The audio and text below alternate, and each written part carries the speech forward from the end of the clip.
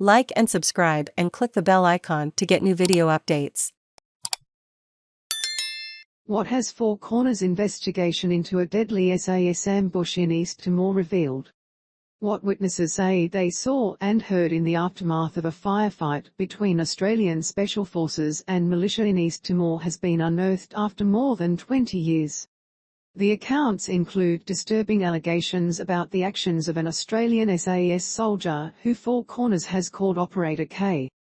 They also raise questions about why the case against Operator K collapsed. What was the SAS doing in East Timor? Violence intensified in 1999 after the people of East Timor, now officially known as Timor Leste, overwhelmingly voted for independence from Indonesia. Pro-Indonesia militia, determined to stop the split, killed more than 1,000 people and drove hundreds of thousands from their homes. Australia led a multinational peacekeeping force made up of troops from countries including New Zealand, Canada, the UK and Thailand. What happened in this firefight? Australian soldiers were ambushed by pro-Indonesia militia near the town of Suai on October 6, 1999. 2 Australian SAS soldiers were wounded, and 2 militiamen were killed. In witness statements obtained by Four Corners, New Zealand soldiers say Operator K lost it after the ambush and was seen kicking and punching the bodies. "I heard Operator K scream, 'How dare you shoot my boys,' or words to that effect," one Kiwi SAS soldier, code-named Soldier U by investigators, said he was also kicking and punching the bodies as he said this.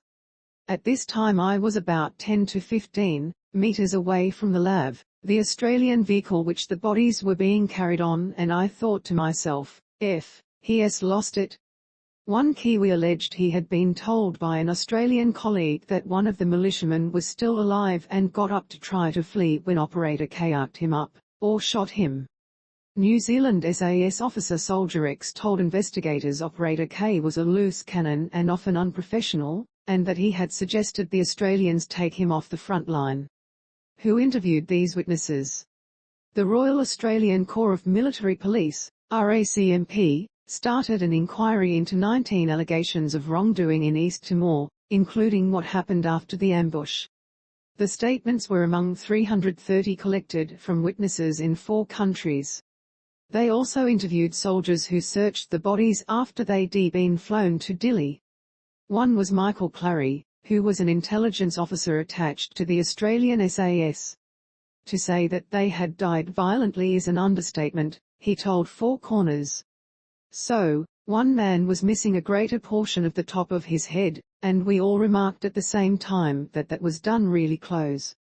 We knew that, not being experts, but we knew it because the entry wound was burnt. And you know, when you fire a weapon, there is a muzzle blast. Stuff comes out of the end of the barrel and it burns. If it is too close, it will burn the skin.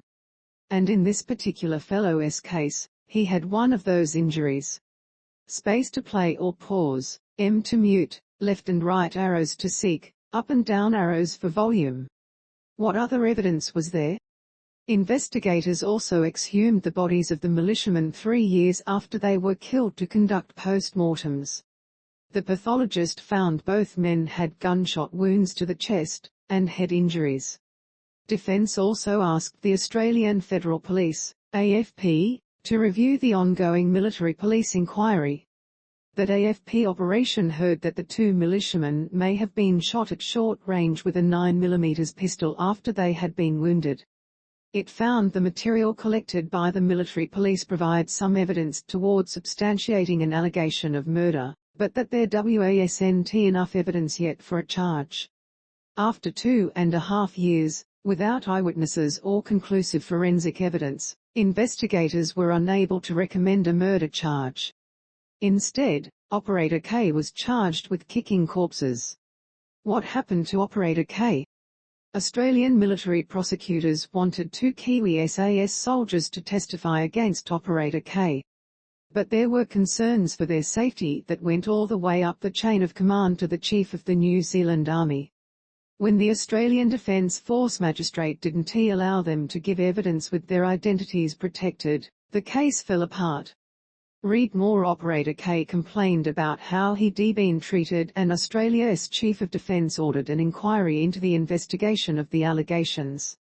When it criticised the duration and quality of the original investigation, the ADF Chief of Army publicly apologised to Operator K.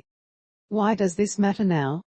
The witness statements and allegations raised by the Kiwi SAS have been hidden for more than 20 years.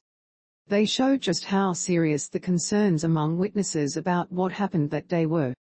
They also raise questions about how the case against Operator K collapsed so spectacularly. And 4.